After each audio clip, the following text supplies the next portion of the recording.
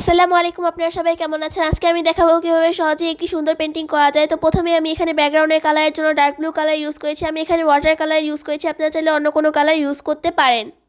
তারপরে আমি এখানে স্কাই ব্লু কালার ইউজ করেছি, আপনারা চাইলে আপনাদের পছন্দের কালার ইউজ করতে পারেন। তারপরে আমি এখানে পিঙ্ক কালার ইউজ করেছি, আমি পিঙ্ক কালারটিকে ভালো করে ব্লেন্ড করে নিব। তারপরে আমি এখানে একটি চাঁদ ড্র করেছি, আমি এখানে খুব চিকন ব্রাশ দিয়ে চাঁদটিকে ড্র করে নিলাম। তারপরে আমি এখানে একটি পুরানো ব্রাশ দিয়ে চাঁদের গায়ে যে দাগগুলো থাকে সেগুলো দিয়ে নিচ্ছি, আপনারা চাইলে এটি স্কিপ করতে পারেন। তারপরে আমি এখানে দিয়ে নিব তারা, আমি এটি ওয়াটার কালার দিয়ে করেছি। তারপরে আমি এখানে দিয়ে নিব একটি পাহাড়,